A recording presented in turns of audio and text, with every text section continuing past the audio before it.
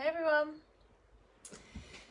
So on this miserable day I thought I'd do a quick live about social media and mental health. I was just sat here going through some bits and pieces and it just sort of came to me. So I'm going to share some tips with you. Pop a 1 below if you're watching live, pop a 2 below if you're watching on replay. Now, social media can actually impact mental health in a massive way, and it's becoming a lot more known and sort of recognised, if you like.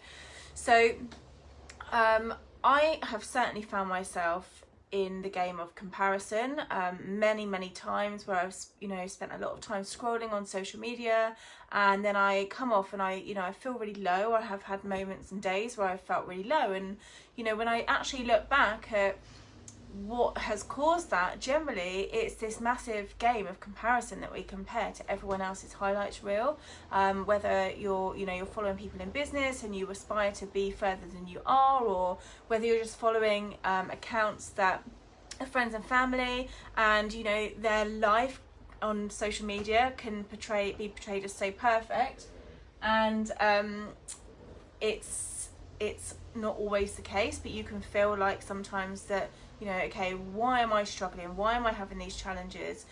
So it can really cause battles within our head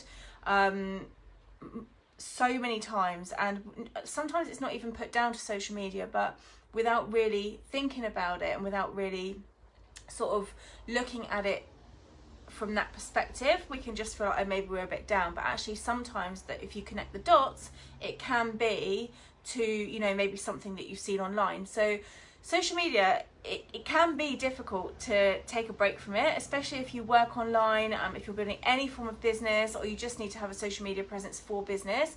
But it can have a massive impact on your health in terms of headaches. I know that people who suffer with anxiety, social media can actually make it worse sometimes. Not sleeping properly, like there's a whole list of things here. Concentration fatigue, low mood. It can massively impact you, whether you already tend to suffer from depression or anxiety or anything like that, or if you don't, then it can then have a knock-on effect in some way, shape or form. So like I said, if you are have a think about the last time or the last day, how long has it been since you checked your phone? I know my screen time is 10 hours a day plus. Not all social media, but it is high because that is what I do. I build my business on my phone, so it can be really difficult to, and I think it does become an addiction as well. If I go out and I leave my phone at home, I feel like I've literally forgotten a child. It really can. So being online 24/7 can massively impact anyone's mental health, but obviously stopping completely and quitting is not an option for a lot of people, apart from the fact that maybe you work a business online, or you need access to social media for various things. It's just the way of the world now. Social media is the way the world is moving. It's the business, it's the 21st century. It's how if you're not online, then you miss so many things. We all know that's the case. So just a few tips that I've actually been doing a few of these, believe it or not. You may think, well, there's no way she's been doing any of this because she's always online. But actually, especially during the holidays, I was really conscious of the fact that, and don't get me wrong, I'm far from perfect, and I'm battling with myself a lot when I've been on my phone I shouldn't be, or I've been with the kids and then I haven't been on my phone. So there is always that battle, but there are a few things that I've been doing which actually has made my headspace a little bit clearer most of the time, some of the time, and also, do you know what it's allowed me to do more than anything is to actually be more productive in other areas and my work. So the first tip is take some time out. This can be take 10 minutes to do a meditation. And if you think that meditation's a bit fluffy, just have 10 minutes of silence, no noise. That just is very rare in this house, but no noise, no social media, no TV on the background, no conversations going, just 10 minutes of silence. Or you can use a meditation app, but finding that time out where you've just got 10 minutes of complete silence nothing in your ear whatsoever, can really help reduce anxiety and stress. And do you know what I found by doing this? The best impact it's had, it's actually allowed me to have more creativity, because I've got time to think about stuff, like, and it's just, you sort of, I don't know, it's weird, like, just try it, and like 10 minutes is all you need. So there is a great app. If you like meditation, then you can use an app called Headspace. That's a really good one, or there's loads of free ones on YouTube. Headspace is really good because you can put in the time that you have and it will bring up different meditations and stuff, so that's really good. So it's more productive.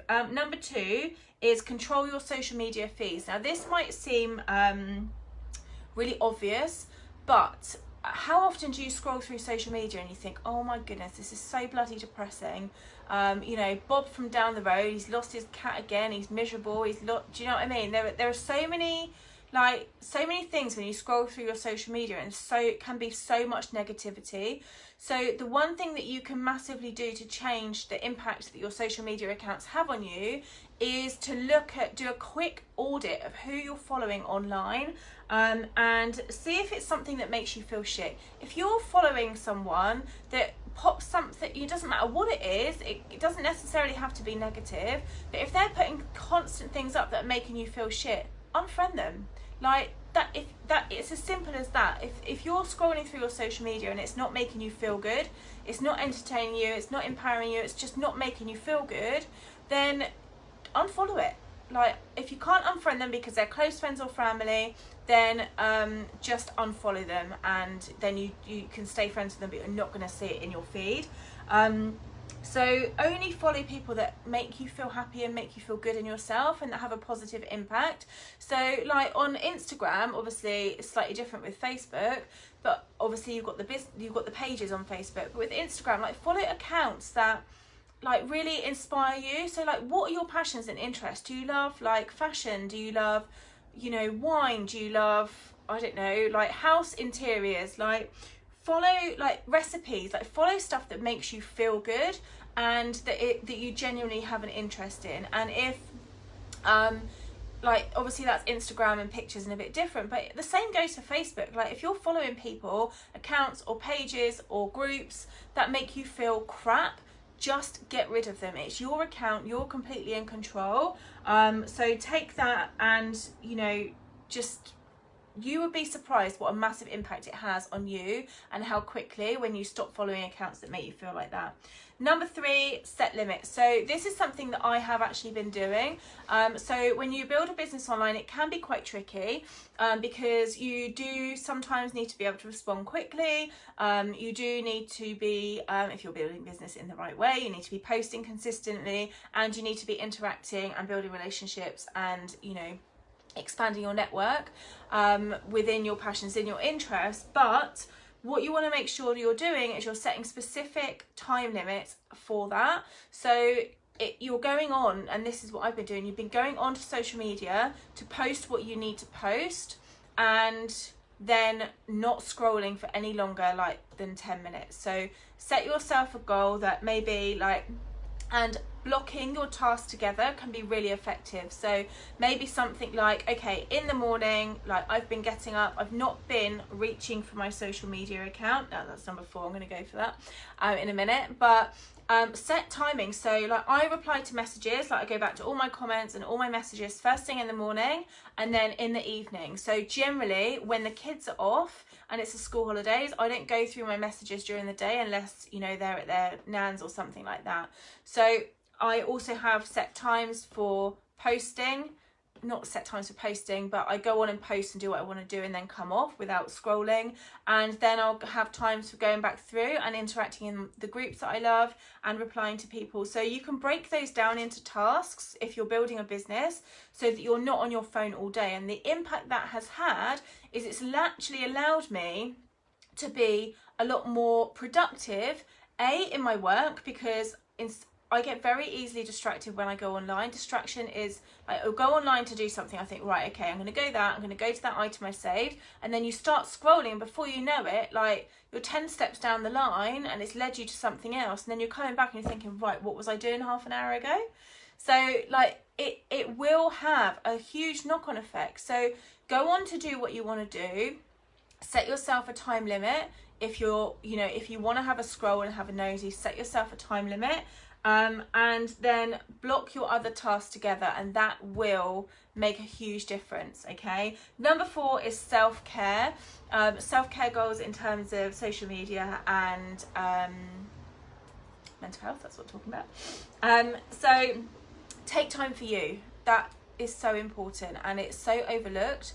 And okay, we can often think that taking time for us is sitting and scrolling through social media if we've got a spare 10 minutes.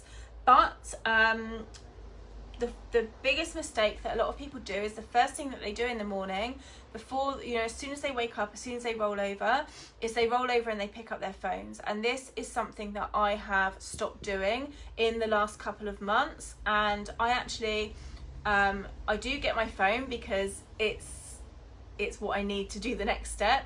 But at night, I've been putting my phone on airplane mode. And if you've got an iPhone, what you can actually do is you can set some of your contacts. So if there's an emergency, like my nan or Casey or my mum and dad, I've got those set to favourites. So when my phone is on airtime mode, or night mode, sorry, that if there is an emergency from one of those texts or one of those numbers, then they will still come through. But I don't get the notifications through that then wake me up at night and think, oh, I need to check that, just as you're drifting off to sleep. Oh, I need to check that. I need to check that. So I put my phone on night mode as soon as I go to bed, and then I'm not tempted to then check that. And then the same in the morning. In the morning, I will do my gratitude book, and then I do go on my phone to listen to something motivational, either a podcast, or I follow a lot of people that do like a couple of minutes here and there, little snappy videos, and then I'll do whatever, like read a few pages of a book.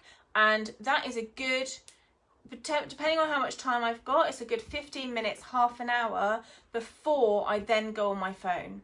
And that is really setting your day up for success rather than rolling over. Compare the two. So you're either waking up and making a list of a few things that you're grateful for, watching something motivational, and maybe you're doing a little bit of meditation in there as well. Depends what you do in the mornings. And these things in the mornings, they don't have to take hours and hours and hours. They can take like 2 minutes each. So you could write one thing that you're grateful for. You could listen to a 1-minute video, and you could do 1 minute of visualization or 1 minute of just quiet time.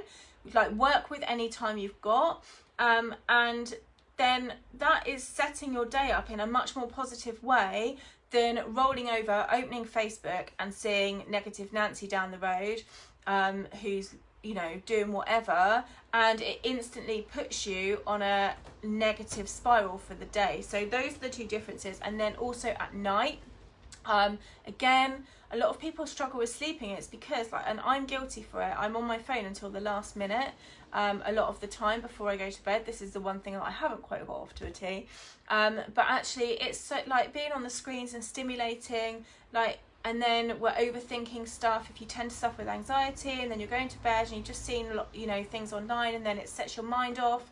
So actually, by switching off just 20 minutes earlier, half an hour earlier, getting into a book or doing some meditation or something, just to start winding your mind down so that it's not overstimulated and we're not overthinking before bed, then allowing us not to get proper sleep, then that is going to make a huge difference as well. So that's it really, guys. Just thought I'd share a couple of those I have been doing, but I was sort of looking into a bit more, and it definitely, it makes you feel better. It makes you feel like you're actually present instead of constantly being on your phone all the time. It makes me feel like I'm more present with the kids, that I'm actually, I've cleared a few spaces out in the house and I've got stuff done, whereas instead of just scrolling and then actually finding that I'm not really getting anything done. So that's it, guys. If you found it useful, feel free to share away.